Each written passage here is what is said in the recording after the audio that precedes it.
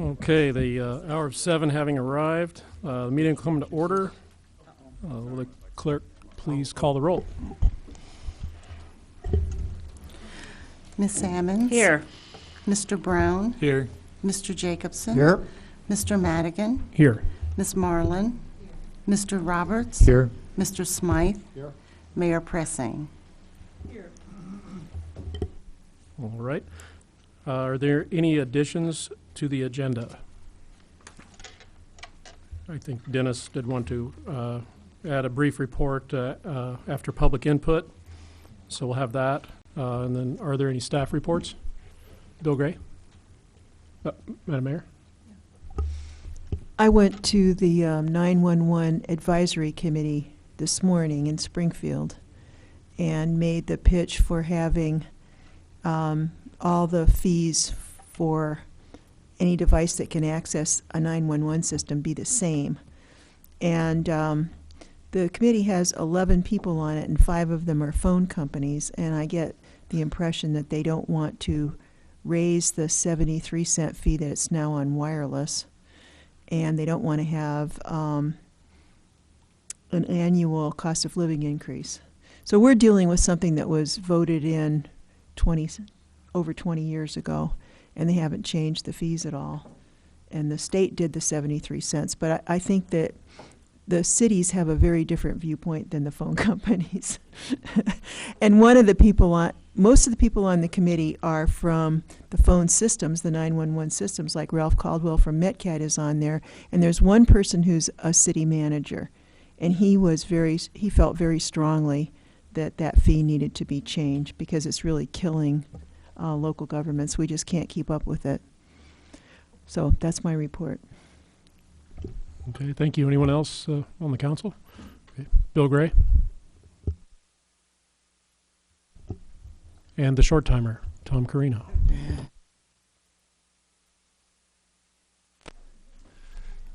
This will be a dual report. Tom and I had the pleasure of representing the city and went to Washington, D.C. as part of the Champaign County First contingent. We arrived there Sunday night and came back here Wednesday. There was basically 4 topics that we covered with a variety of senators and congressmen and other officials out there, and I'll cover 2 of them and Tom will do the other. First was, one thing we wanted to talk about was the interchange, the Interstate 57, Interstate 74 interchange, the importance it is to have that rebuilt for safety and other reasons. So we had some productive meetings, gathered information from like Federal Highway Administration in particular. In fact, had 2 meetings with them. And then just to alert our elected officials of the importance of the project. At this point in time, we are promoting option 1 or option 2. CUOTS is sending a letter to IDOT to state such. Hopefully in the weeks and month or 2 ahead, we'll be narrowing that position down to 1 option. And if the community as a whole can get behind 1 option, that certainly makes IDOT's process that much easier to know that we're behind a particular type of design, and then they can get into the completion of what's called an access justification report, and then get into the preliminary design. So we're still years away, but at least we're sensitizing them to this is an important project for the community.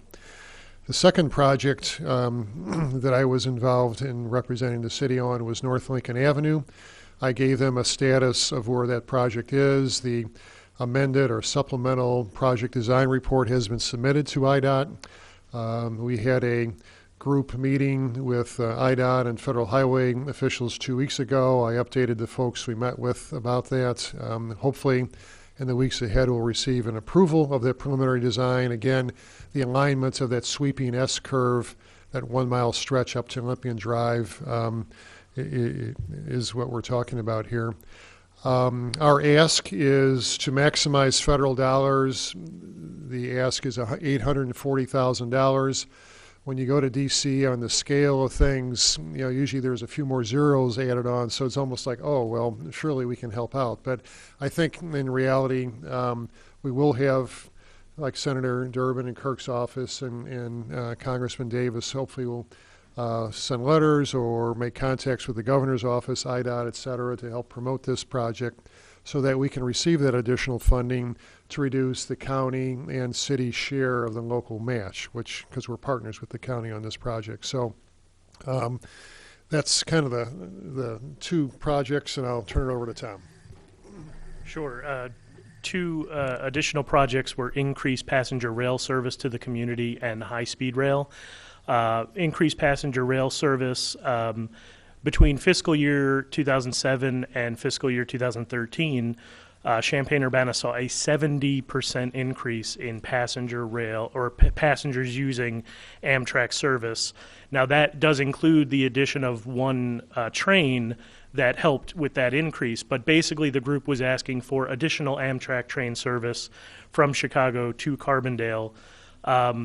The ask specifically was to have the state of Illinois commission Amtrak to conduct a study showing that there is need for those additional trains. Every legislator we met with, Amtrak, Federal Rail Administration, were all very supportive of getting the study done and getting more trains on the line.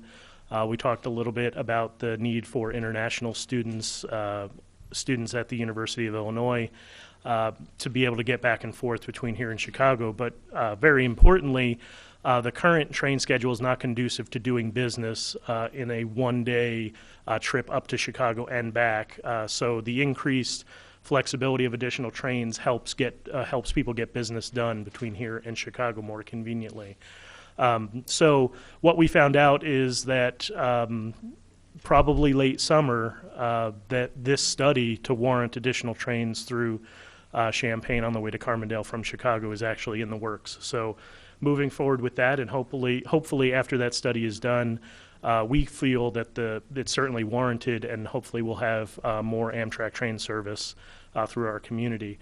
The other project we discussed was a vision for Midwest high-speed rail. The Illinois Department of Transportation commissioned one of the premier rail programs in the world right here at University of Illinois to do a feasibility study for high-speed rail from Chicago to St. Louis, running through Champaign. That study, that feasibility study basically showed that this community could be the tripod of service connecting Chicago, Indianapolis, and St. Louis, which would be transformative for the community. At this point, our ask is not that we build it, because that's going to take many years to plan, but our ask was to look at a private-public partnership in Texas that's connecting Houston with Dallas-Fort Worth using private money with support from government.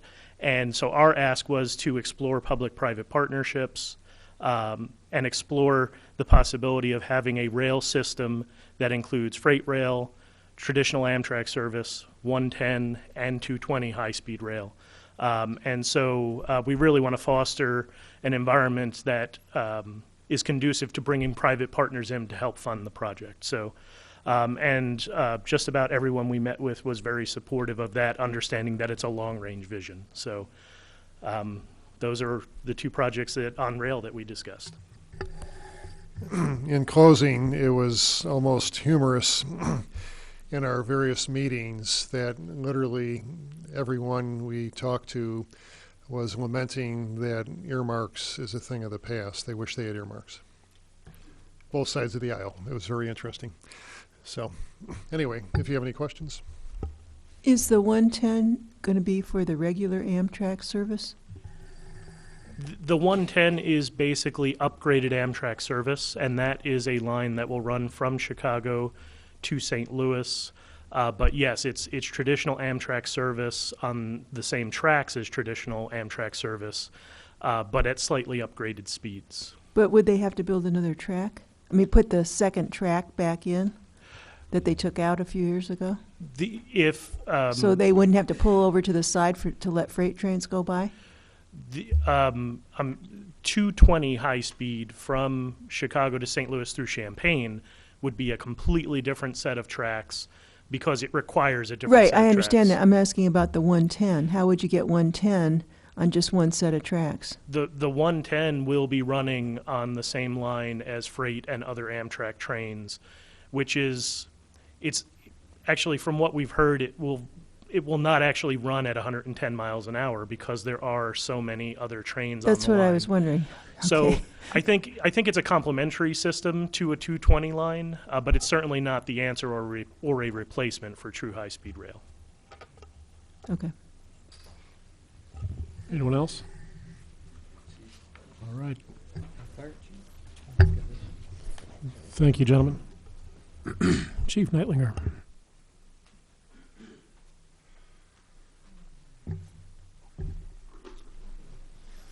Okay, I wanted to report that on Friday, the fire department, what I would call successfully trained at the Urbana Townhome site, and there's 5 more buildings gone. We burned them to the ground. So I want to thank our firefighters for a great job. I mean, I expected to come in today and have my phone flashing with messages from people or emails, and I really didn't hear a thing from anybody, so that's good news. We utilized also Savoy Fire Department and their ladder platform. The Homer Fire Department sent some guys to train, as did Tolono. So we got the county departments involved. Our goal was to light the first building at 8 o'clock in the morning. They lit it at 8:30, and by lunchtime they had 3 buildings down. After lunch, they took 2 more buildings down, and like I said, it was a good day, and just minor complaints from the neighborhood of maybe some ash floating around. They were roofing some buildings east of the Learman Apartment Center, and some ash got over on some black paper that caused a few problems, but the guys took care of that pretty quickly. So it was a successful day. Any questions? All right, thank you. Thank you. Libby Tyler.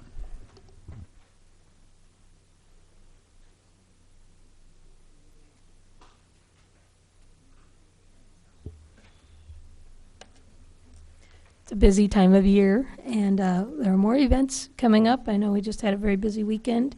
This Saturday, the 19th at 4 p.m., we'll be dedicating the public art sculpture known as Byways to Equality in King Park. That will be at 4 p.m., April 19th.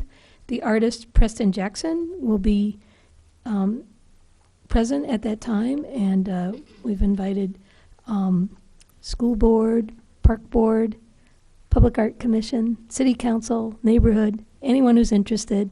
I would note, too, that Preston Jackson has an exhibit ongoing at the Cinema Gallery, and a very interesting selection of paintings and sculptures, just amazing work.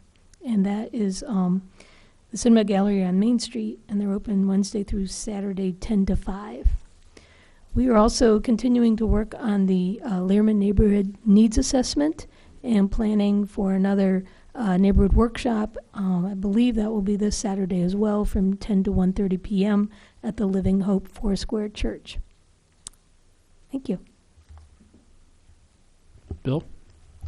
I guess this is for you. It could have been for Brian, but what's the next steps on cleaning up after the fire? Has that started? I went by Friday and Saturday, and it was still smoldering Saturday, but I assume it's out. Oh. Well, we do have a contract for completion of the demolition and the cleanup, so that's underway. In terms of dates, don't have those yet, but soon. Anything to add, Brian? Okay. Thank you. Okay, any more staff reports? All right. Bill Gray, part 2. We're going for the Guinness record tonight here. So wanted to let everybody know that the Bike Master Plan Update Public Workshop number 2 is Wednesday, April 23rd, a week from tomorrow, or 2 days from now, I should say. And it's at the Urbana Middle School Cafetorium from 6:30 to 8 o'clock on April 23rd. We staff received a sneak preview of the updated plan, and it's pretty ambitious. So I think you should, if you have a chance, to please come out and look at it, comment on it. And again, it's an update to the plan we did over 5 years ago on Wednesday, April 23rd at the Urbana Middle School. Okay, thank you. All right, step right on up. Let's keep this party rolling.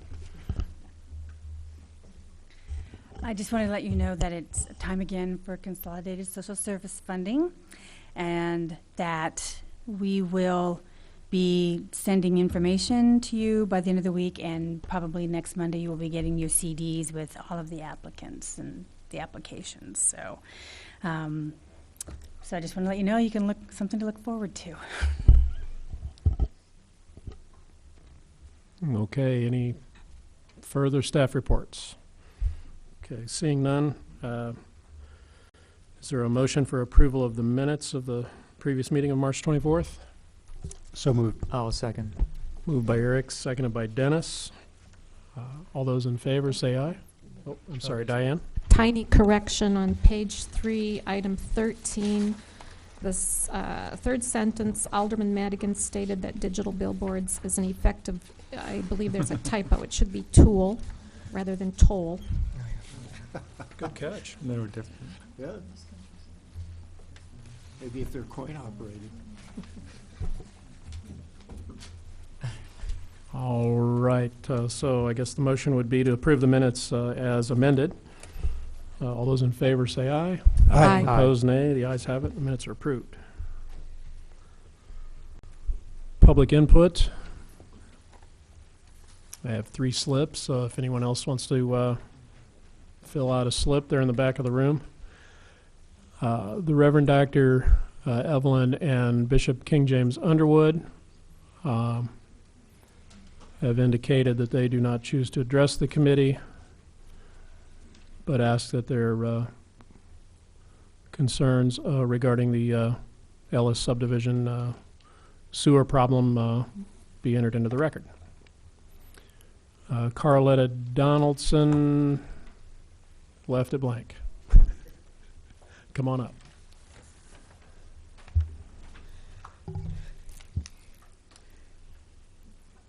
It's Carletta Donaldson, 406 Brookings Drive in Urbana.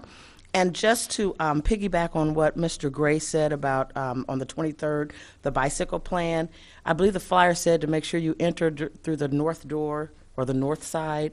So we want to make sure at the Urbana Middle School, make sure people know that, because there was some difficulty at the other locations when you had your meetings before as far as getting in to the locations.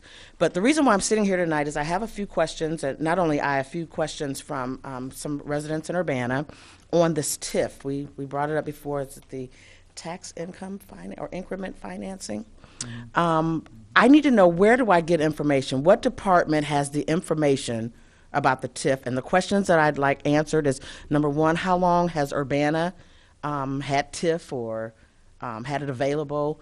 Again, what department is in charge of the TIF or the accounting of the TIF for at least the last 10 years? Who can apply for it? And what are the uses? Where can I get that information, the concrete information on that? Community development. The Community Development Department is the source. Okay, and For then finding would I need the to fill details. out a FOIA for that, or just go to them? I think you just ask them. Is that you? And Okay.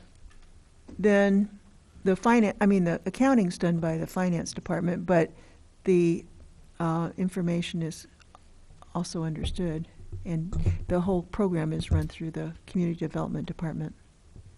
And you said the financing is understood? Well, the finances, the accounting for the whole city is done through the finance department. Okay, I was going to say, because I don't understand. So I didn't department know. that runs the TIFs is the CD department, Gotcha. Community Development. Okay, I'll be in touch, Miss Libby. Okay, thank you. Diane? And Carletta, if you go to the city's budget document, there's an explanation of the TIF district, and you'll see the I saw that, expenditures but for- I need a little bit more Okay. than what's there. So yeah, I did see that, Okay. and it just Just wanna didn't. make sure. I didn't understand. So okay, thank you. All right, and then the final slip that we have, the gentleman indicated he wishes to speak at the time of the agenda item. So seeing no further public input, Myself. Dennis Roberts has a brief report. Yeah. I just want, actually, I'm going to bring maybe more information next week. We just finished a weekend conference here at the Urbana Landmark Hotel with the Illinois Sister Cities Association. Had a really good conference. Quite a few workshops, talks, and presentations, highlighted by the presence of Liu Zhengong, who is an artist that came down from Chicago. Not only did he do a presentation and a discussion about his art as a landscape painter in the traditional Chinese style with contemporary overtones, but he actually created a new piece. Right, as we watched him, we saw the process actually live and happening right there in the conference. So I'll bring the results of that next week with a couple of pictures, just because it was such a success. And we had about 65 people at the hotel and 22 stayovers overnight. All right, any questions of Dennis? Very good. Seeing no further public input, now it's time for discussion of the Sam Hackberry Memorial.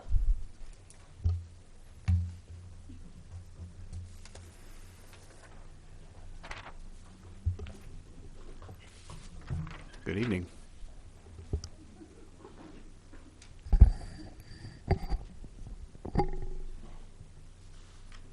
So I presented a few options from the last presentation that I made for using surplus tree inventory funds just for the Sim Hackberry Memorial.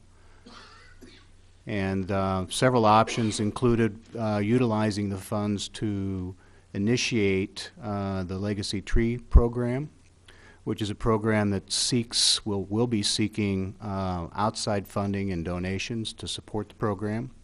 So my thought was to utilize the surplus funds to initiate the Legacy Tree Program as seed money, if you will, and make the Sim Hackberry one of the projects of the Legacy Program, one of the first projects. Therefore, having that money refurbished or reimbursed through donations.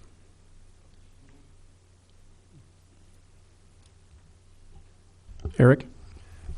So one of the things, it wasn't particularly in the context of the Sim Hackberry issue, but more generally at Public Arts Commission, the issue arose about actually establishing an independent foundation that would be able, without any legal problems, to solicit donations, and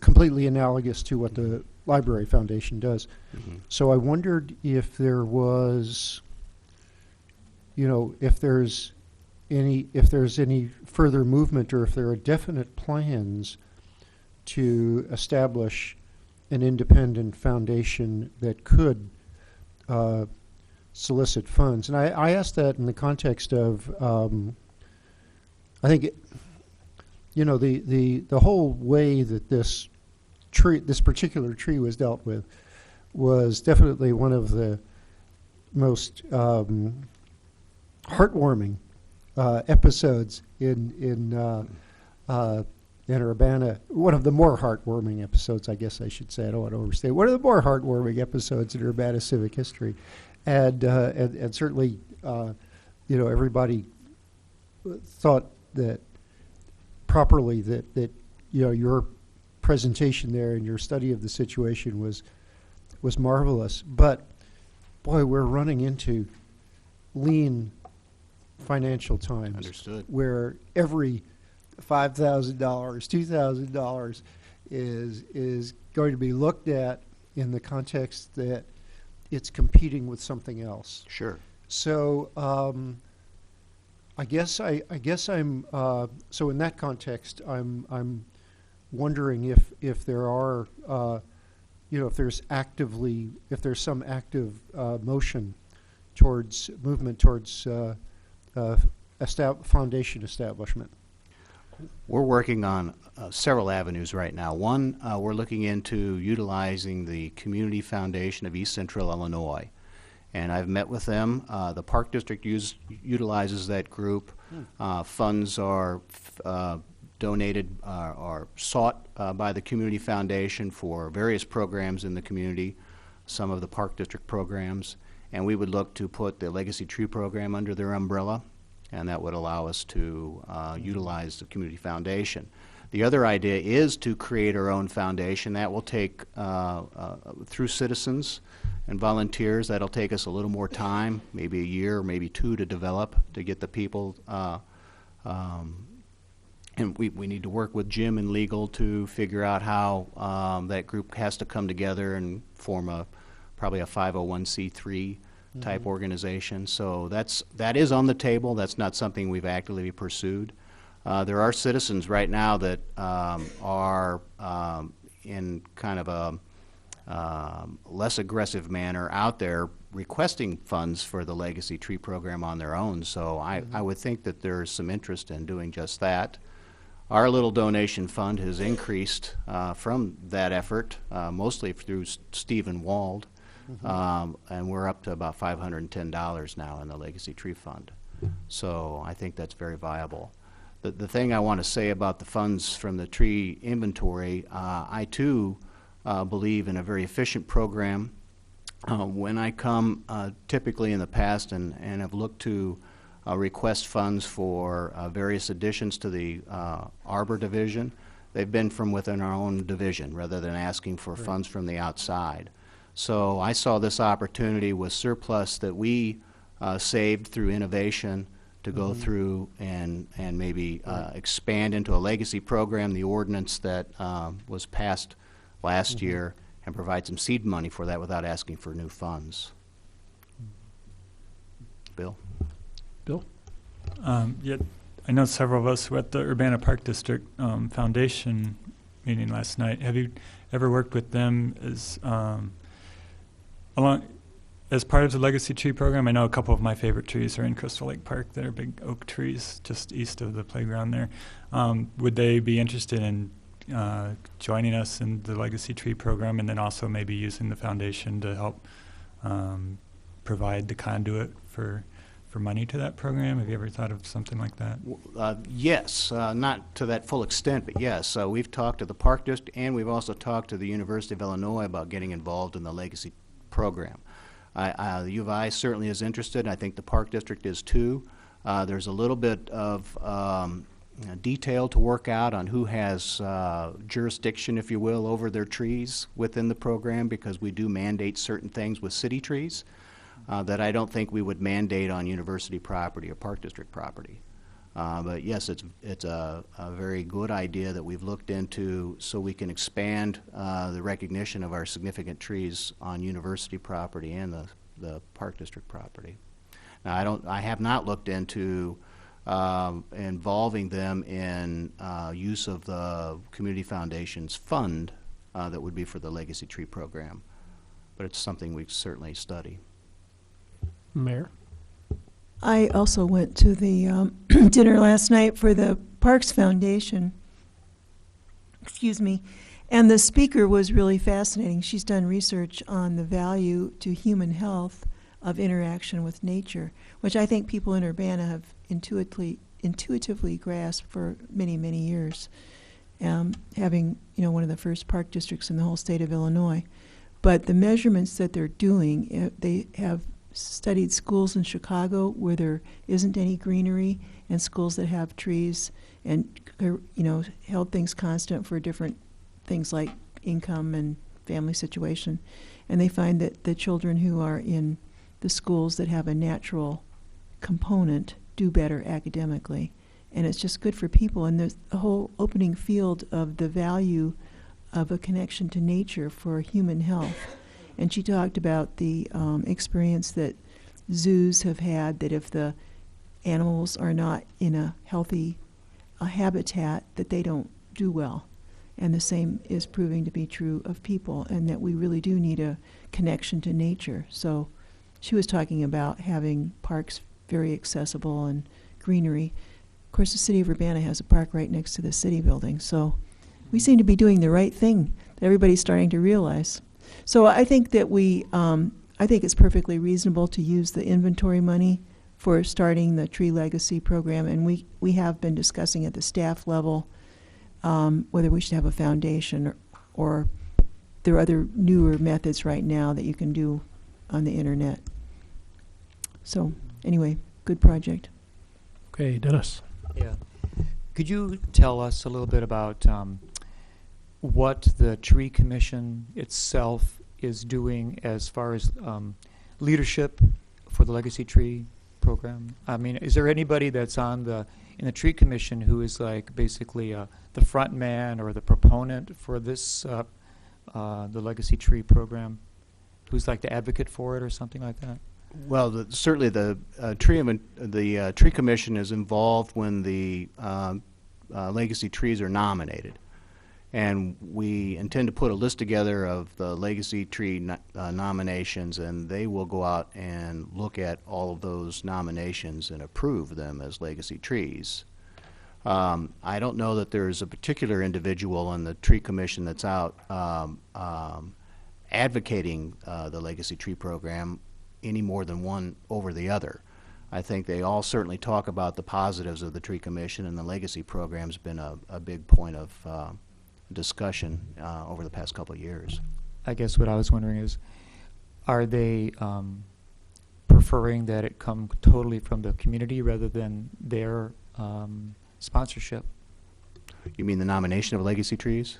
Just the program in general and its evolution, and you're also talking about supporting it, through fundraising and other kinds of methods. I think the idea behind the Legacy Tree program is both the community, the people of the community, and the city itself. The idea is that we want to enhance our green infrastructure. In fact, progressive cities, as the mayor's been talking, are looking to balance their green infrastructure and their gray infrastructure, so streets don't outgrow the green infrastructure. One way we're looking to do that is not just plant trees, but is to preserve what we have. And to balance that out so we don't have to sink all this money into replacement and tree planting, it's very important that we preserve the trees in our community, and not just the trees on the city streets, not just the public trees. So this program is a very good program in my mind that balances out the need for planting by preserving, and not just preserving city trees, but preserving private trees as well, and we're attempting to do that on a voluntary scale, without mandates. So recognition and awareness is a big part of that. So it's a balance, if I get what you're asking, by our efforts, our staff efforts, and going out and finding those, and also having our community out there looking for them as well. Diane. So if we you're asking, well, you give us some options, and one would be to transfer a certain amount of money from the surplus to the Legacy Tree line item. Is that a one-time transfer, or are we going to be looking at funding that then from here on out? That's a one-time transfer. So that would be my intention, is a one-time transfer. Okay. Eric? Well, I'm certainly willing at this point. I guess we're not going to make a decision tonight. It's a discussion item, but I'm certainly willing to go on record as saying that I definitely think we should, honor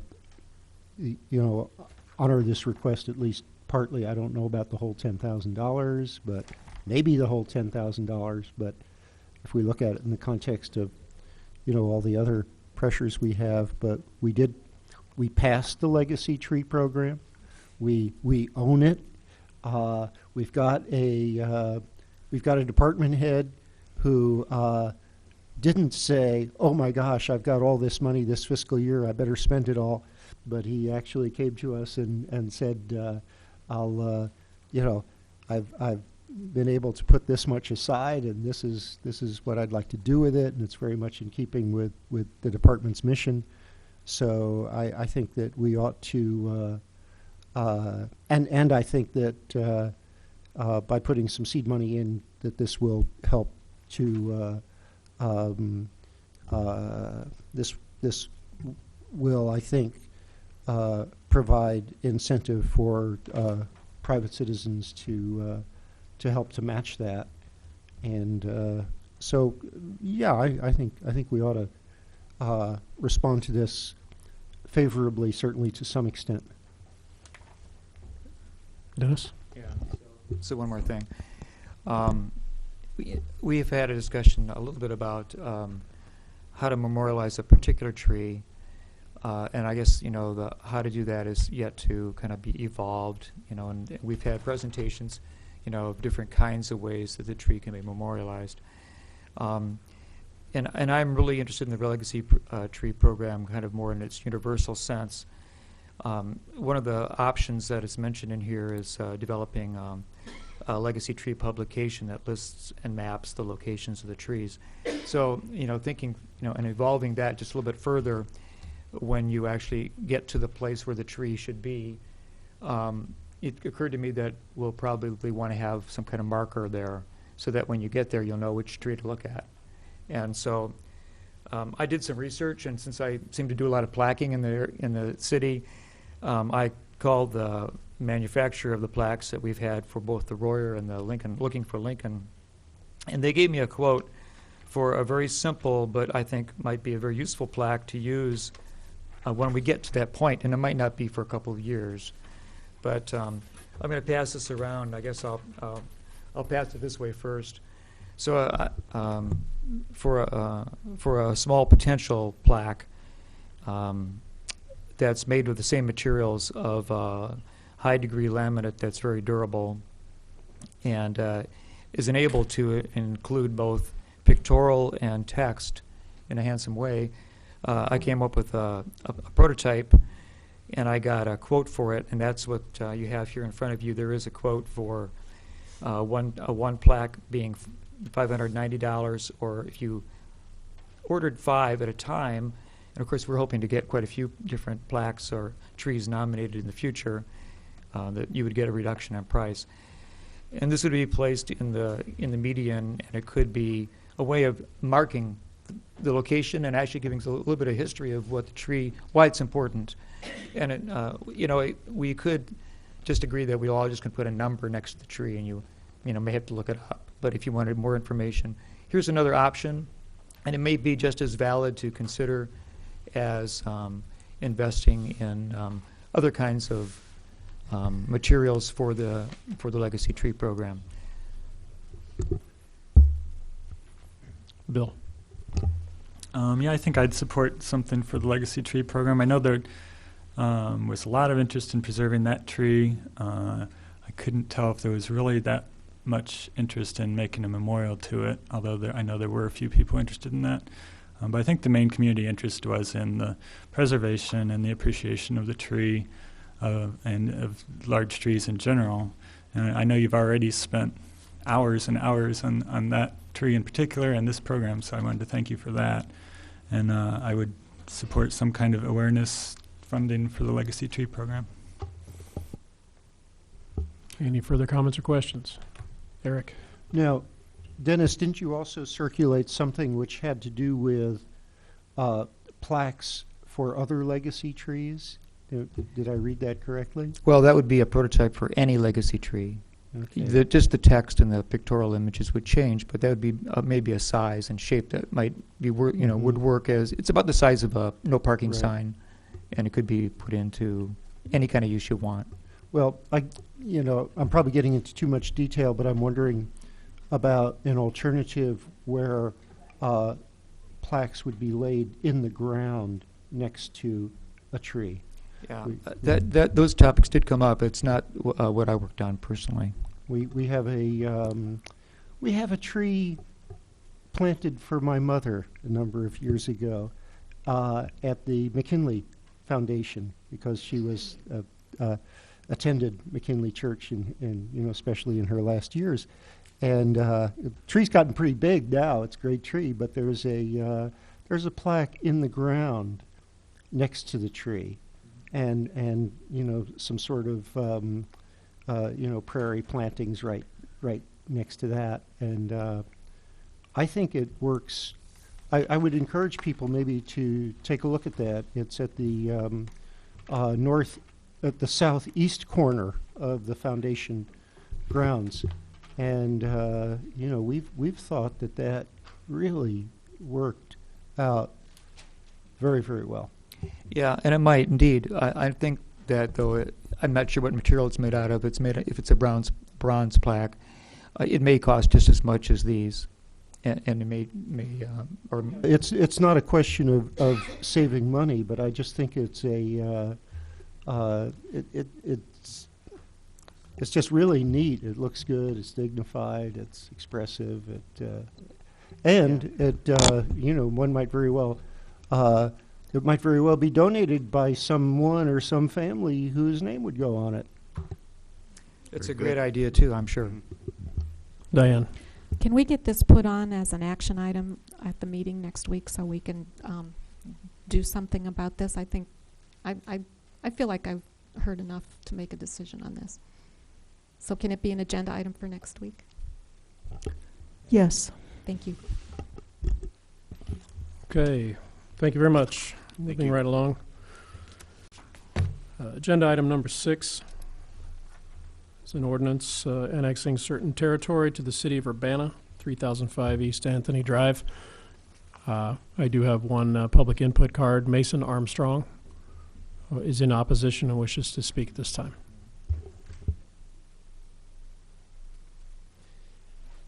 Hello, I'm back. I'm Mason Armstrong. I'm the last one over there.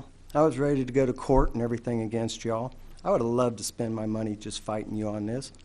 But then I found out my neighbors already gave up because you've scared them into it. We got one house already up for sale in our neighborhood. We have the widow woman that you went after first. She's already terrified she's going to lose her house. And now I'm sitting here thinking, gosh, I'm going to be a future taxpayer for for Urbana. And you're talking about putting a plaque on a tree. You're talking about spending money on bike paths. Tax the bicyclists if you want to put a bike path out there. I mean, come on, do something with the bikes. You're taking my gas money. I'm still in the neighborhood, and we got a house for sale, a lady terrified, and we're not going to get anything except for raising taxes. Y'all have heard the same thing. Everybody complains. Mr. Madigan's the only one that seems to be on our side. At least, I'll tell you what, give me 5 years of tax abatement. I'll bring the water line from 2 houses down to my house. So at least I get something out of it. But you guys are sitting here talking, wow. I just got through writing a tax check to IRS. My health insurance is going up, and I got to pay you more money for nothing? I'm sorry. We went over to the fire department, $20 a year. That's what I'm going to save? Everybody in that neighborhood has been against this. Everybody in that neighborhood was in here at one time. You had us all here. You could have all at least showed us a little something, but other than Mr. Madigan, who seemed to be on our side, he's the only one that sit there and try to do something, try to get y'all to see our point of view. I'm sorry, but as elected officials, he's the only one that's even stood up for us. I don't even know who's going to be representing us in that neighborhood, but he hasn't been helping us except Mr. Madigan, so I'm still against this. If you could do something, at least show us that you care about us or want to do something, bring the water line down to the rest of us, help us out. But I'm still against the annexation, which I know you're going to go through anyway because I'm already surrounded. So I really wanted to just come in here and gripe a lot, but it's not worth it. When you got trees to put plaques on and everything, and it's not worth the time. So as future, I guess May 1st is when you're going to do this. I guess I have to start paying attention more to where you guys spend my money. Thank you for your time. Thank you. Any further discussion? Okay, this requires a roll call. So seeing no further, pardon me. I'm sorry, is there a motion? Libby Tyler, I don't know if there was an additional staff report on this or not. It's basically the same memo you've seen 5 other times. This is the 6th and final property for the subdivision. Move to send to council the recommendation for approval. Second. Moved by Charlie, seconded by Eric. Will the clerk please call the roll? Well, I assume there's no further discussion. I'm sorry. Will the clerk please call the roll? You don't need a roll call to I send was- this to council. Okay, all right. So we don't need a roll call on any of these then? All right. So all those in favor say aye. Aye. Aye. All those opposed say nay. Nay. The ayes have it, and the motion's adopted.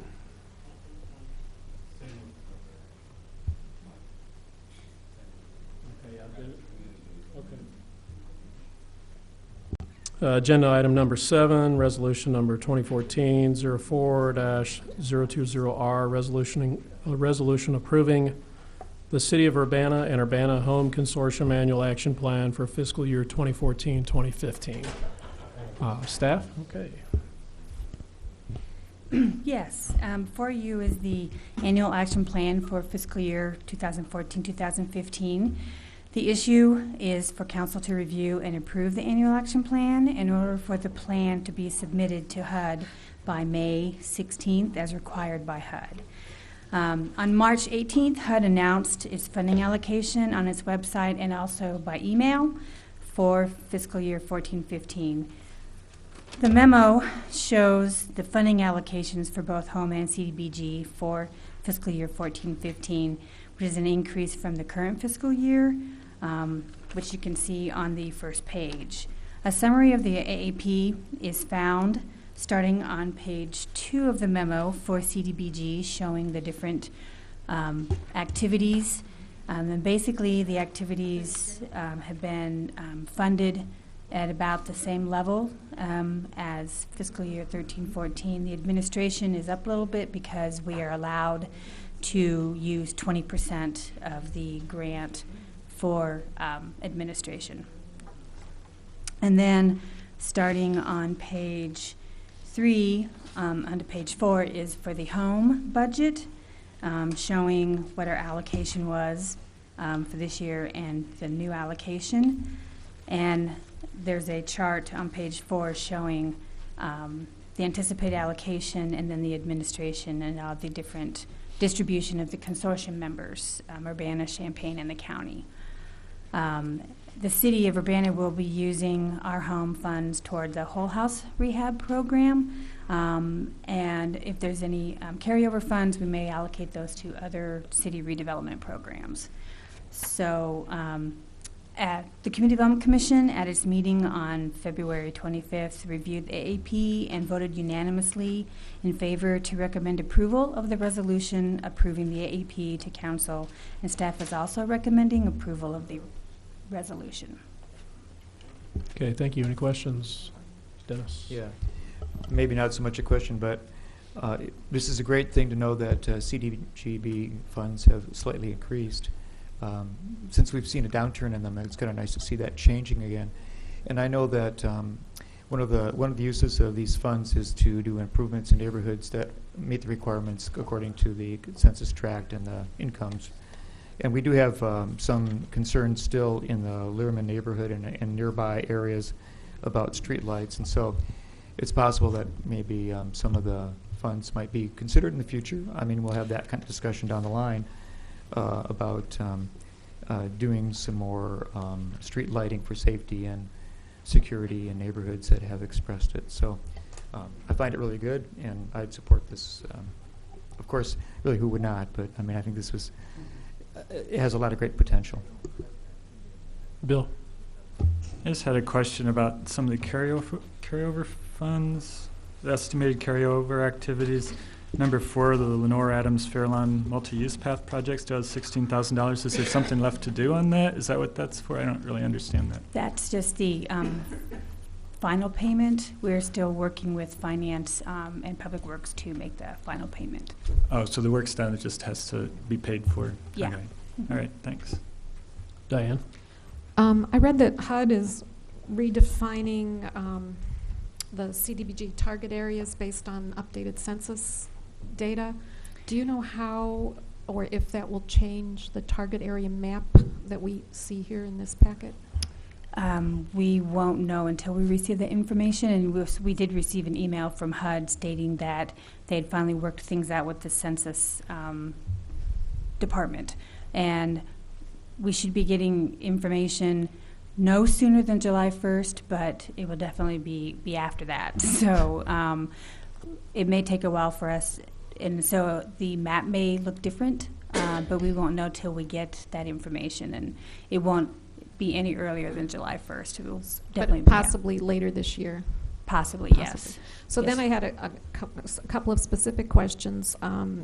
We have the townhomes that were just burned down, which need to be demolished. Are those, which need to be, the site needs to be cleared. Are those funds coming out of CDBG funds, or is that a different source? Different source. And then we have 3 condemned buildings in Ward 7 on Silver Street, and their future is up in the air, but in the event that they need to be demolished, they currently aren't in a target area, is that correct? Correct.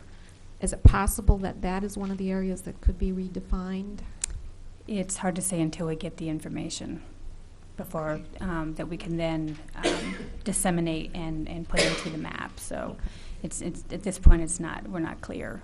That would be great if it were. And then the third thing is, as Dennis mentioned, the Easy Street neighborhood, Easy Street neighbors are very much interested in streetlights, and I couldn't quite read the map, but is that particular street included in the current target area? Yes, it is, according to, if it's in the shaded area.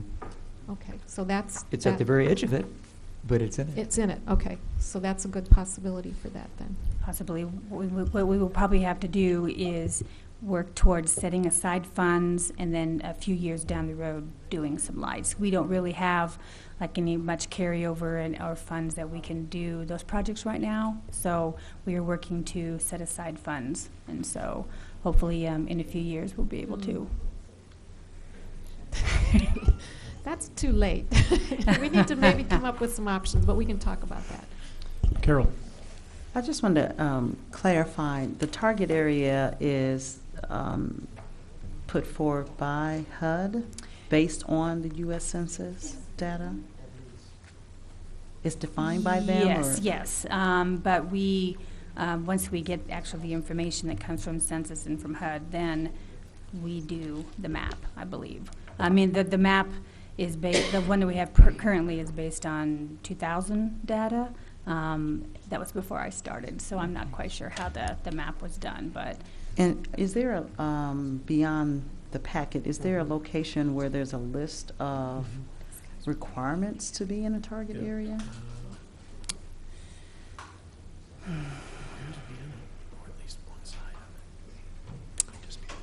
I'm trying to think if it's in the regulations where at specifically. I can certainly look for that information where it's at. If you email me wherever the connection is, I would appreciate that.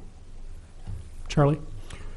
Yeah, I think if we can't do it this year, the issue of lighting and that sort of thing should probably we should probably discuss that in advance of the next budget or consortium report that needs to be done.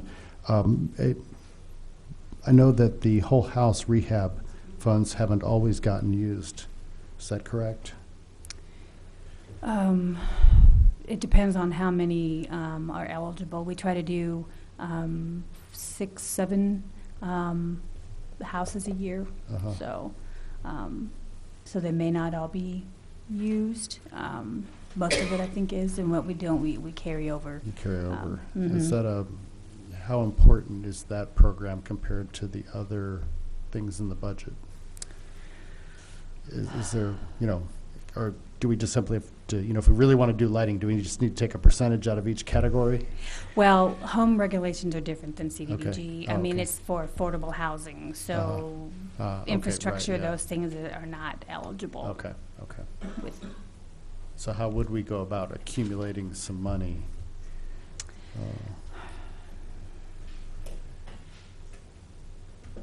just trying to be cost efficient with our budget, and anything everything left over we would carry over. So Bill might have. he may have some more as well. Go ahead, Bill. In our budget preparation, we've had some discussions on the available community development block grant money. In one project, from a budgetary standpoint, we looked at, this is just a few months back when we passed the Kinch Street no parking for bike lanes. There was some action items that those residents requested. One was lighting. And to provide lighting at the intersections, and only at the intersections between Washington and Florida, was going to cost about $100,000. At $40,000 a year available, the math says it's about 3 years worth of accumulations to do just that one project. We also looked at some sidewalk as another option. South side of Hill, west of Lincoln. That was about a $60,000, $70,000 project. That takes about 2 years of accumulation to do the work. So right now there are 0 projects that's block grant eligible right now because it's just $40,000. So that's where we're at with the available dollars to use block grant money to help pay for projects. Unfortunately, the projects are pretty expensive, and that's what we have available to us. As talked about earlier tonight, we did the Fairlawn Adams linkage last year, and that project was about $40,000, just that little stretch. Now that included landscaping, lighting, and concrete, and a variety of things. And it was offset by some soft cost public works labor. Mm-hmm. So it's tough to use that money available to do these projects. Charlie. Yeah, and just to continue, so how much does it cost to just do one intersection, for example, with lighting? About, I'd say 12,000 or so. Mm-hmm. I think so. The key is that you need a controller and Right. conduit Right. and going from block to Mm-hmm. block. So Unfortunately, you have to do it in an efficient chunk then, yeah. Yes. We're real close to the solar/wind turbine/powered streetlight. It's not quite bright enough, or it's very expensive, but even so, that's probably in the $15,000 or more per pole. But we're looking at that technology as it gets better, LED lit, solar power, don't have to have the conduit and the controllers or whatever, and so we're keeping a close eye on that. But yeah, well, we did Hunter and Learman and another intersection last year, and that was, again, augmented with public works labor, so it's just, it's pricey. Dennis? I appreciate that, there has been a request, say like on Kinch for lighting, and, that there's quite a few intersections. It's probably like 7 lights or something. But I don't think that they've had the extent of break-ins and violence on that street that Easy Streets recently had it. Whereas one elderly woman's house has been broken into twice within the same year. So I would say that even though those topics have come up, when it comes down to prioritizing street lighting, I certainly wouldn't. I would certainly have a conversation to determine where the need is the greatest, and not necessarily where you first got the first request. Any further discussion? All right. I'll move to Charlie. send to council with a recommendation for approval. It's been moved by Charlie, seconded by Diane. Any discussion on the motion? Seeing none, all those in favor say aye. Aye. All those opposed, nay. The ayes have it, and the motion is adopted. Agenda item number 8, resolution number 2014-04-021R, resolution approving the transfer of volume cap in connection with private activity bond issues, single-family mortgage revenue bonds, and related matters. Private bond cap allocation, assist MCC program series 2014. I believe we have a staff report. Yeah, I can actually take agenda items 8 and 9 together, if that's all right. Okay. Were any of the council members here not around the last year that we did this? I didn't know how much background was really needed. We did it probably at the end of last April, so I wasn't sure. Okay. Well, each year, the home rule municipalities are authorized to issue a certain number of bonds. It's calculated based on your per capita population. And it's this year calculated at $100 per capita. So we have 4.1 million that we could technically issue in bonds if we did that sort of thing, which we don't.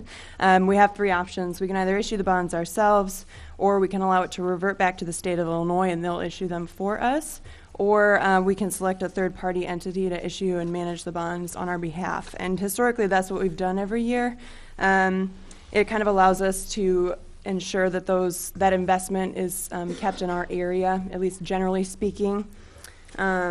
The two entities that we're recommending this year's bond cap be allocated to are the Eastern Illinois Economic Development Authority and then the Assist Mortgage Credit Certificate Program, which is operated by Stearns Brothers and Company. The Assist MCC program is kind of a redeveloped version of the Assist program.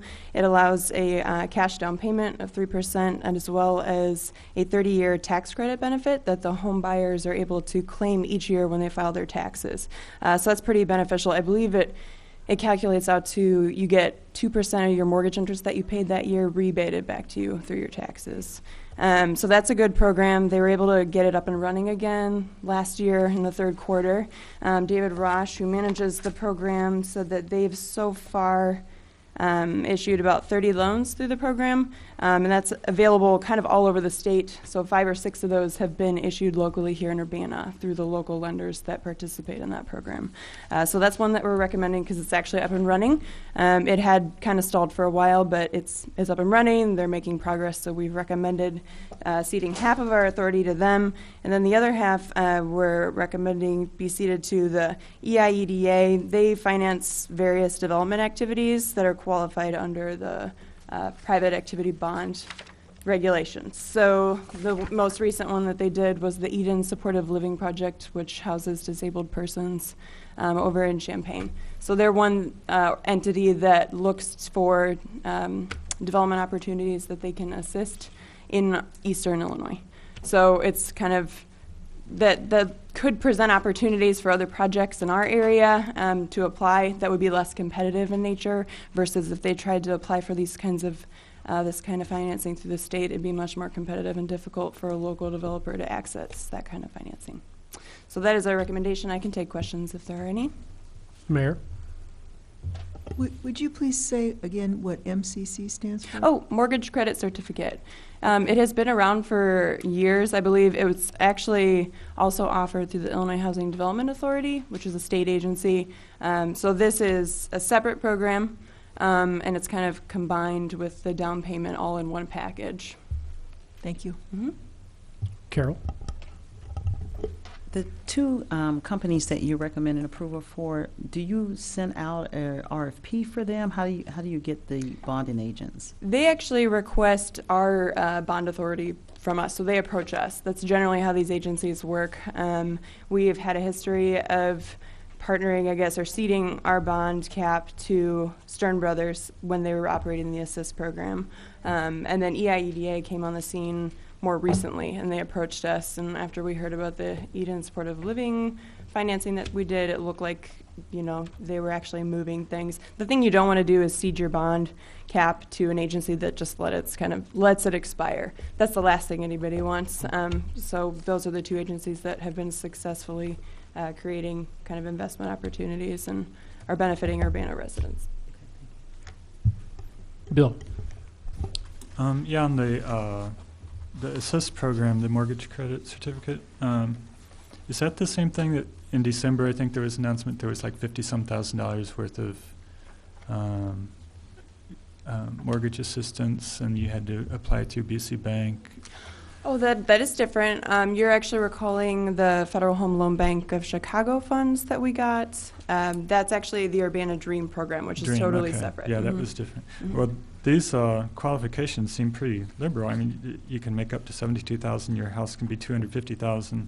So why only 6 so far in Urbana? For how long has that been going? Well, they actually got this particular package up and running third quarter last year. So they haven't been running it for too long. And I guess that would be kind of the fall. That's not exactly a popular time for mortgages to be, you know, moving quickly. So I've spoken with Busey Bank, one of their reps that said that things were slow right now. But I will also say that there's a few other programs that are out there. There's Welcome Home Illinois, I believe is the name of one, and it's a really enticing package that lenders are moving more quickly than maybe some of the other ones. So that could also explain why there's been a bit of delay. But these programs all run out of money, and then they go to the next one, and the next one. So there'll be a time that this will probably be it, you know. Okay, so it's kind of first come, first serve. And do you know what the cap? I mean, it's not $4 million. It'd be $4 million in housing value. Is that how that's determined? Like, if do you have? I don't know. Oh, yeah, that's a high level question. 20 David Brash here, houses he at might be able to explain $200,000 it. or something. I don't know. Yeah, so what we do is we actually cede our authority to the city of Aurora, who acts as the issuer, who then kind of brings on the program administrator, which is Stearns Brothers, who goes and finds a master servicer, which is U.S. Bank. And then the master servicer services all the loans through the local lenders. So it's layered. It's a very layered program. I'm glad you So to answer a question like that, I don't know if I'd... I'm glad you understand. Diane? How does a potential home buyer find out about these programs? Actually, the marketing for it is kind of spurred on by us, the local community. So I probably get 3 or 4 phone calls a day, especially this time of year, from low-income households who are, you know, they heard about this program from their friend or their neighbor. So what we have done is we've distributed these in the past in our first-time homebuyer packets, and we try to get the word out that way. We've put it on the website. I don't know if it's up there right now. I'll have to look at that because it was a few years that this program was kind of down, but now it is back up and running. So it is us, it's up to us, but also the lenders too. So the lenders are kind of the experts, if you will. They look at everybody's financial situations and they determine what program really works best for them and what gets them the most benefit based on their income level and the kind of house that they're buying and what they qualify for. So yeah, I would say the 2 entities that push this would be the lenders, us, and then also the realtors. Would it make sense or be helpful to just be running a slide repeatedly on UPTV Sure. that said ask about blah blah blah? Yeah, we have done that in the past. We can definitely get that Can you going do that again. again? I mean, because I didn't hear I've never heard anything about Sure. this. Yeah. The other question I had is it geared toward housing rather than nonprofit development projects in that third category that appear to be eligible? Oh, okay. You jumped. You mean the nonprofit development project? First page of the memo, it said the bonds can be issued for affordable housing, multifamily housing, and then nonprofit development projects. So that, I guess, would probably be more like the Eden Supportive Living, because I don't believe that was an affordable housing project, so I don't think it would have qualified. So that'd be under the third category. But I think there's, and I'd actually have to speak to economic development about that one. And I could actually ask. So it's any of these 3, really.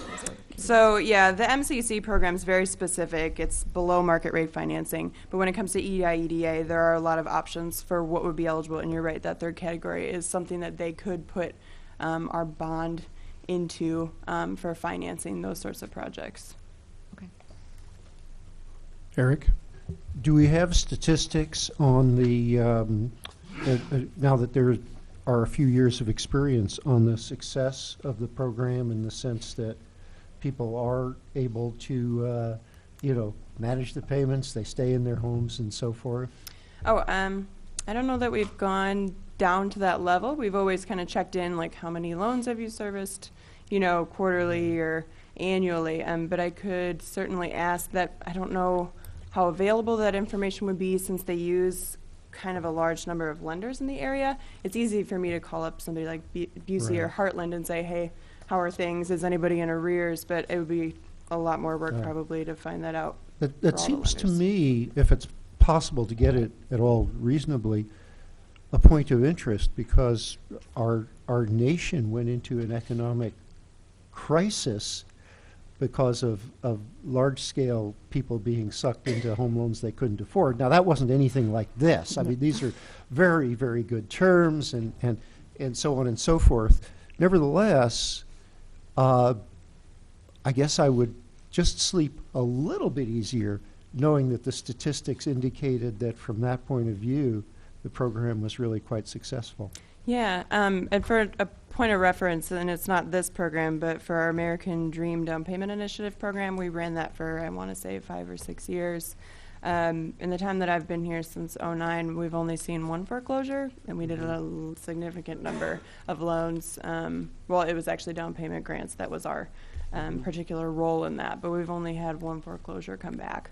And I can't recall how many we did, but there's got to be 100 files in the cabinet. Yeah, so your feeling is that it's really quite strong. In that yeah, and the lenders that they've been working with, we're familiar with them. There's a group called Community Reinvestment Group, and it's lenders who kind of follow standard practices. And I guess based on the banks that are following these regulations and everything, they're doing good lending compared to other maybe mortgage companies who don't have the local interests that some of the banks do that we work with. And the banks continue to hold the mortgages. They're not passed on for being bundled into securities. I don't know that I'd be able to speak to the secondary market. I don't know. Okay, well, I think that yeah. These days it sounds like a lot of mortgages get passed on. Okay. I guess I'll just have a little bit of a twinge. I'd love to have more. Okay. Yeah, I'll ask around and see if I can't find some answers to those questions. They're yeah, good. Okay. Any further discussion? Is there a motion? I'll move to send 21R to council recommendation for approval. Second. Moved by Charlie, seconded by Eric. Any discussion on the motion? Seeing none, all those in favor say aye. Aye. All those opposed, nay. The ayes have it. The motion is adopted. I'll move I'll move to send 22R to council with recommendation for approval. I'll second. Moved by Charlie, seconded by Dennis. Any discussion? Seeing none, all those in favor say aye. Aye. Opposed, nay. The ayes have it. The motion is adopted. Agenda item number 10, agreement between the City of Champaign as lead agency for MedCAD and the City of Urbana. Madam Mayor.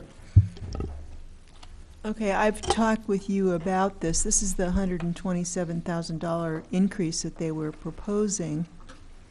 And Champaign is the lead agency, and they do the accounting. And so what they're saying is that we can spread out this additional payment over 5 years.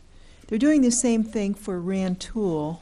There's a $100,000 fee for joining MetCAD because you're, taking advantage of all the investments that were made previously. And they're doing the same thing for Rantoul, letting them spread it out over 5 years with no interest. So there's only one correction that I would want to make to this, and that's in the second paragraph on the first page, the second to the last line. It says University of Illinois at Champaign-Urbana. Aside from that, if you look at the agreement setting up MetCAD, the parties are listed as the City of Champaign, the City of Urbana, Champaign County, University of Illinois, and Village of Rantoul. And I think that we should use that same language because it's referring to the agreement, that this is a amendment to the agreement. So I would recommend that we approve this and with the deletion of at Champaign/Urbana.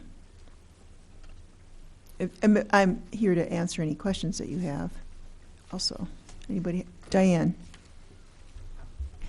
Oh, I'm not supposed to call on people. Sorry, duh. I'm so used to it.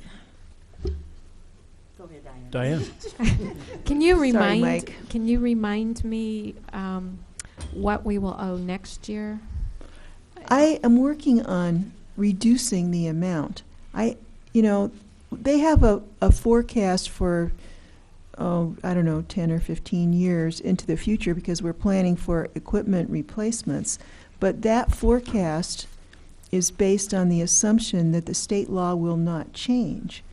And I'm saying that something's got to give here because the cities can't keep increasing our contributions every year. And every person I've talked to from a city or a county really strongly agrees with that, including the gentleman who is the city manager for Oak Lawn. He's on the committee I went to this morning in Springfield at the Commerce Commission. And so I'm in the process of organizing an effort to get local governments involved in the process of reviewing the state law and not just listening to what the phone companies have to say, but saying this is public safety, which is our number one responsibility. Any general purpose government has that as their number one responsibility. We need a dispatch system, but I certainly don't want to have to lay off police or firefighters in order to pay for the dispatch. So we've got to change the way we finance it. And just to review, Champaign County passed 2 different referendums in the 1980s and 1990s for 75 cents. So we're up at $1.50 for landline phones. There was no charge on cell phones. The technology changed. Surprise, in a quarter of a century, the technology actually changed. And people were switching from the regular old-style telephones to cell phones. But there was no fee on cell phones. And finally, the state passed a 75-cent fee, which they then lowered to 73 cents, I just found out today.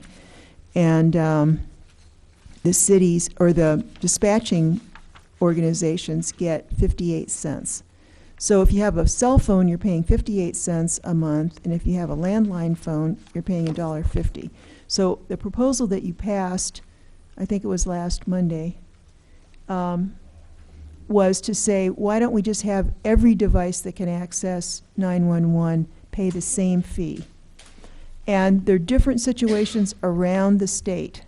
Some communities never did pass a referendum, so they're just living on the cell phone fee. And others have a lower rate for the landlines than the cell phone fee.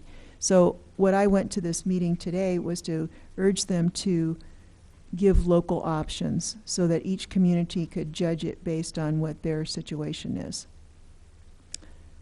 But anyway, this particular agreement is only to solve our current budget problem, which was when they said we owed $127,000 more, my response was we don't have $127,000, and what I will do is, if you will let us postpone this until we can get the financing straightened out at the state level, I will work for helping to change the state law. But my question was, we pay $25,000 back a year for the next 5 years, so the $25,000 will be in addition to what our regular fee was. Right, but this is, you have to look at this as kind of a theoretical exercise, because the real goal here is to get our contribution lowered. Well, So I would hope that we never have to pay the $25,000, but we, since we don't have it right now, I'm questioning the forecast that they have already in place and saying that we should be revising it. And the only way to revise it is to change the state law. Well, I don't have much faith in changing the state law, frankly. Well, so, I've talked to Senator Manar, and there are senators and representatives that are ready to go on this, and they're just waiting for this report from this advisory board. And I think they're going to be disappointed in the report. And I'm trying to get enough pressure from local governments so that the legislature will start revising the law. It needs revision. It's very old. And they do it all the time. So I do have faith that we can change it. So, I mean, what's the alternative? Do you want to pay the $127,000, or do you want to go with on this route? Those are the choices. I tend to think we ought to pay our bills as we go along, because we don't know what next year will bring. So, okay. Carol.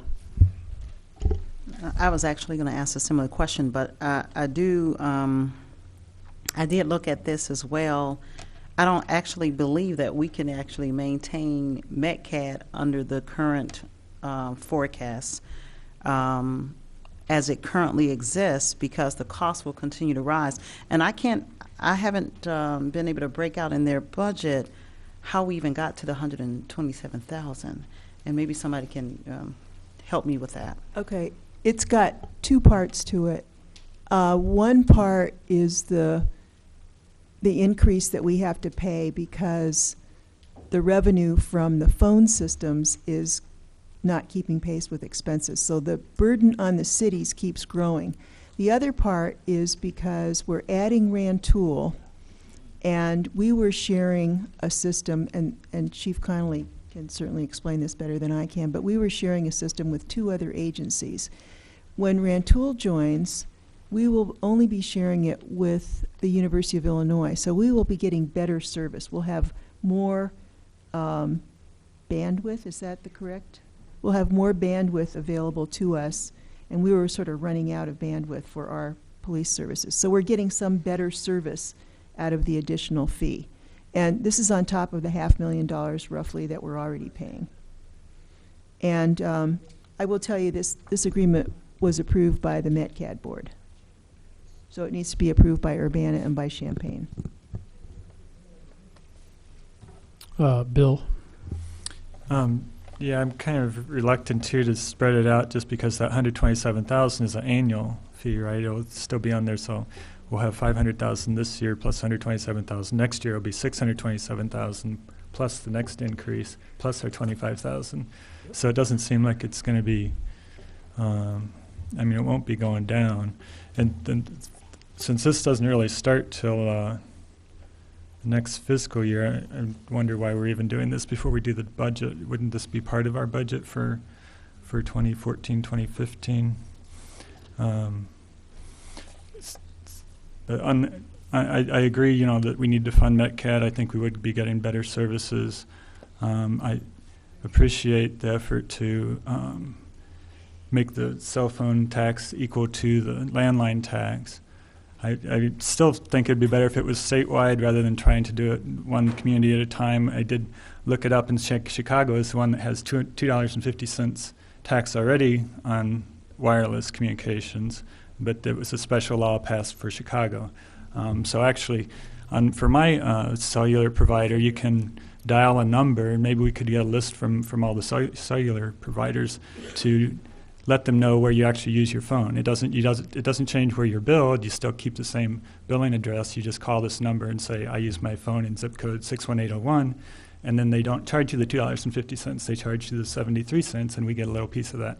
So, you know, a little bit of awareness might bring a few people our way. For people that have students that might have accounts in Chicago, they could save $2.50 a month by, or actually a little less than that, or $1.75, I guess, a month. By switching their use address to the local zip code. Okay, to answer your question, why now? It's because METCAD wanted to pass their budget. So it was delayed while this issue was discussed.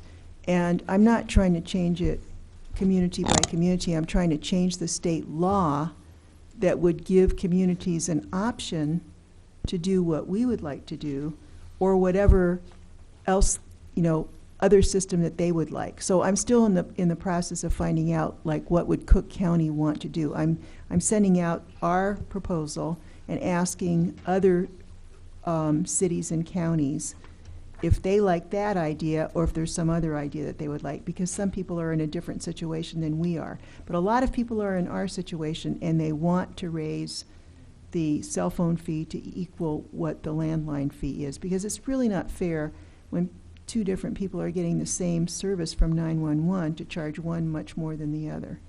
So we have to just break through that 73-cent limit. I don't think this committee's going to do it because they're dominated by the phone companies, and don't ask me why the phone companies don't want to do it, but legislators feel very differently. So that's why I'm going to legislators. Dennis? Yeah.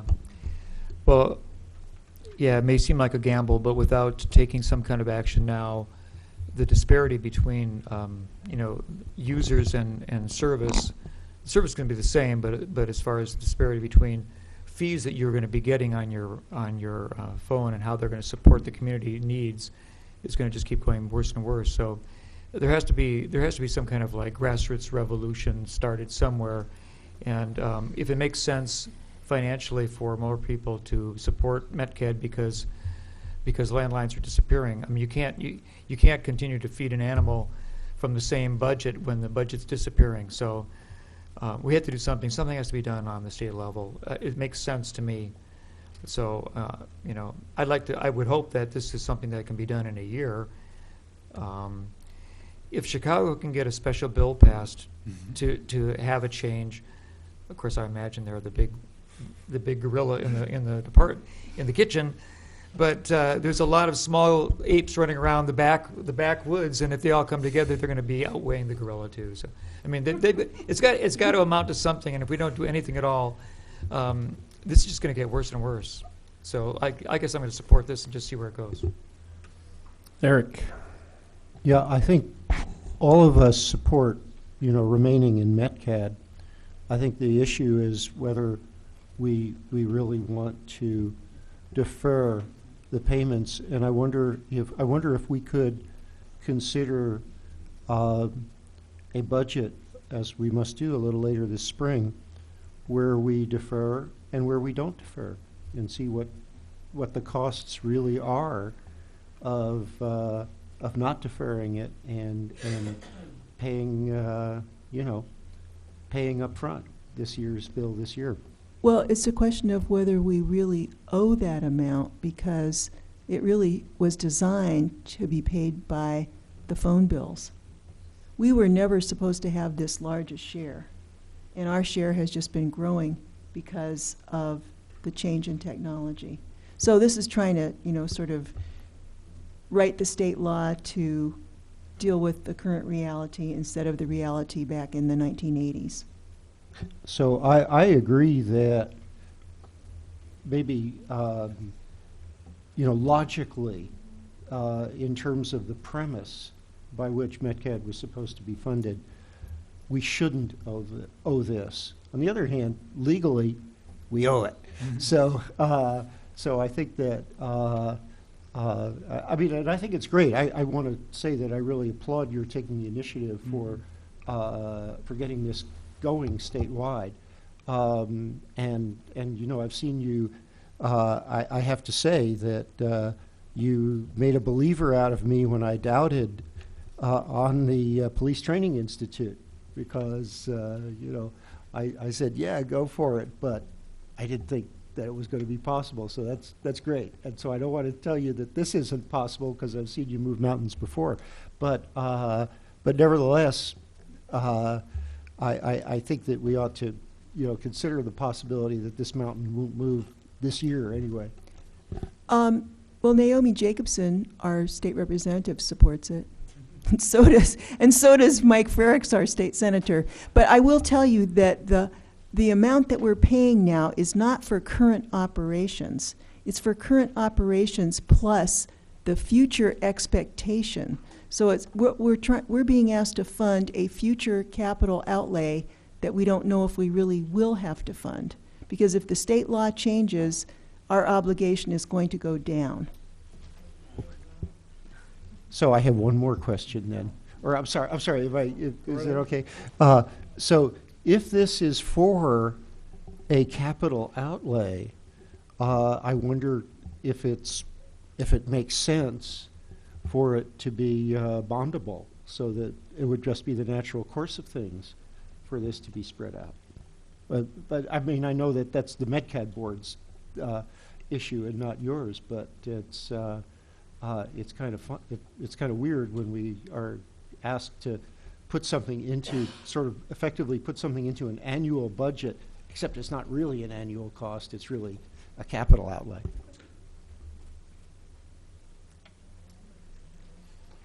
Carol.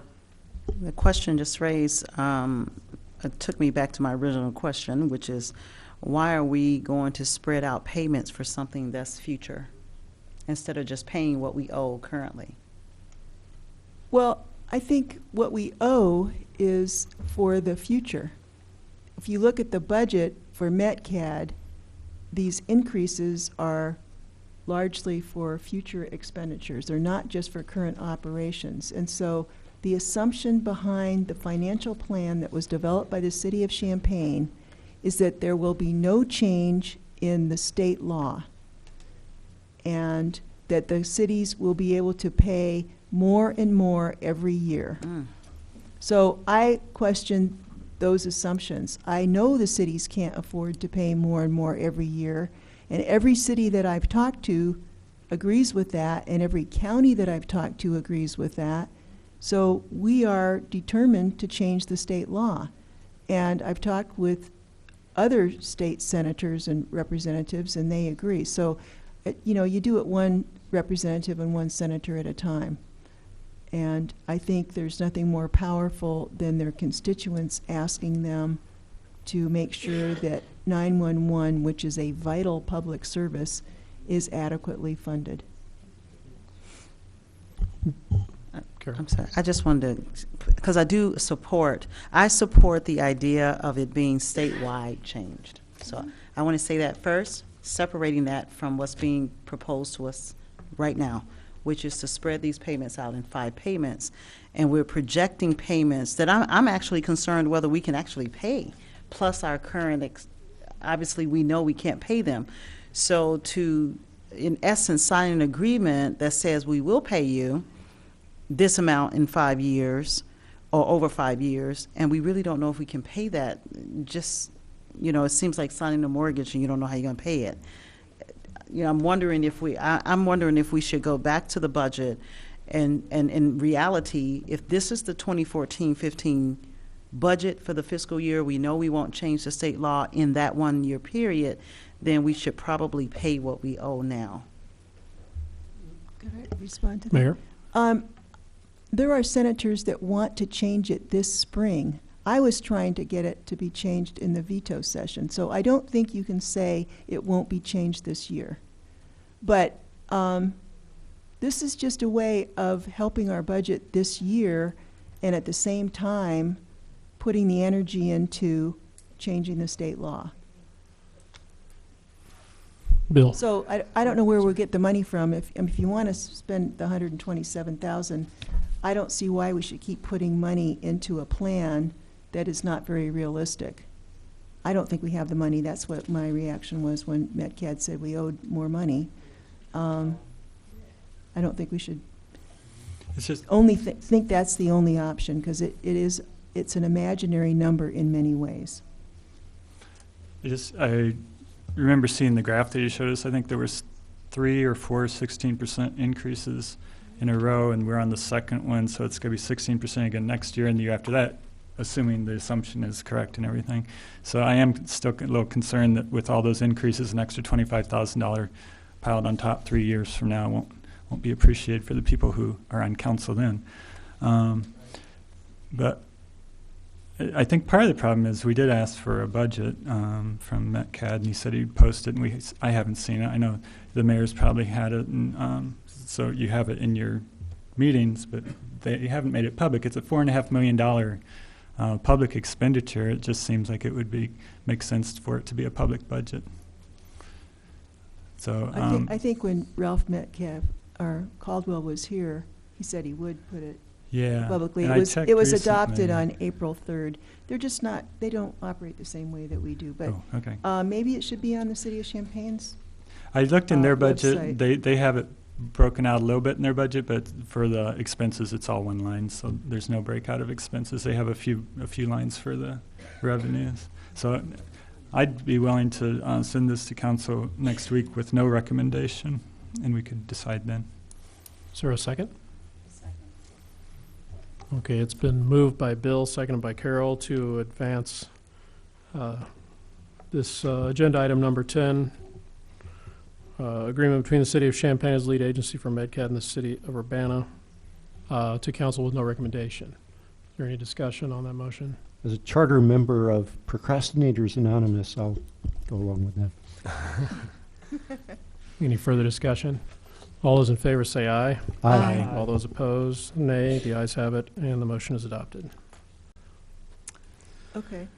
All right, agenda item number 11, an amended agreement concerning the provision and administration of Metropolitan Computer-Aided Dispatch, MetCAD, by and between the City of Champaign, the City of Urbana, Champaign County, and the University of Illinois. Madam Mayor.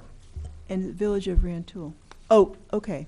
They want to bring in the Village of Rantoul. So that's what this amended agreement is. It's the original parties saying that we would like to add Rantoul.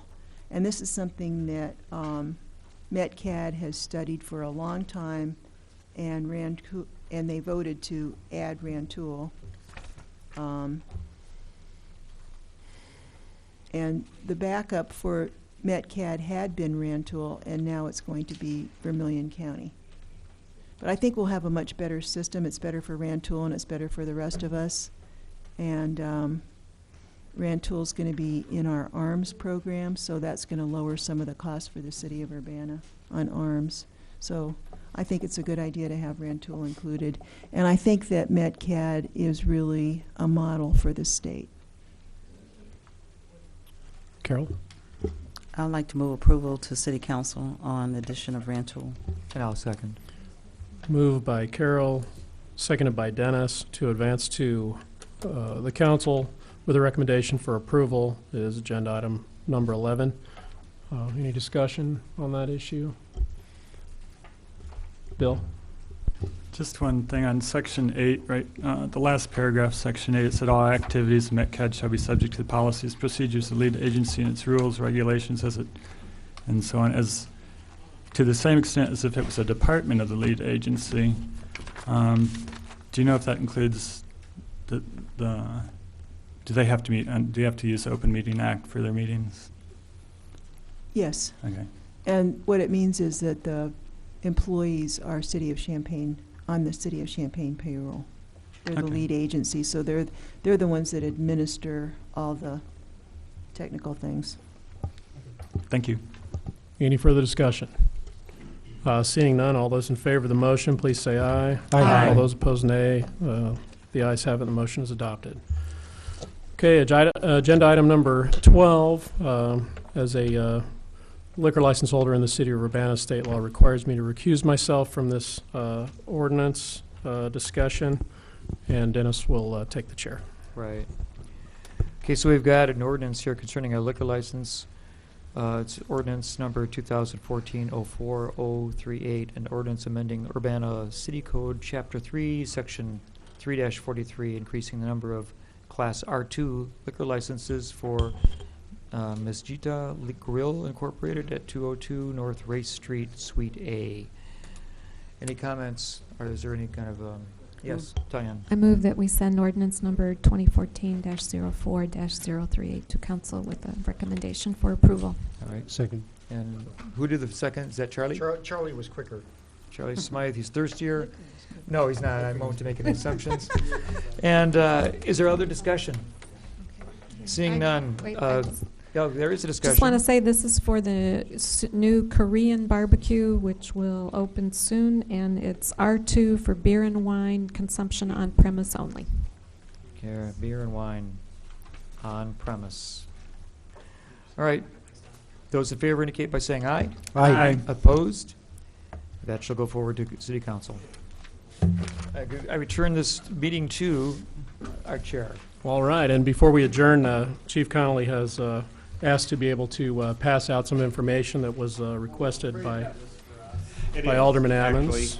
Ms. Ammons asked for some information. This is the first of two envelopes that you will get. So I will distribute this to each of you this evening. It's a lot of reading. I will get the second to you as soon as it becomes available. It takes a tremendous amount of copying and research and whatnot. So I will present this now, and then as soon as we get the other stuff, we'll get it to you. Okay. Thank you. Hope you've got a big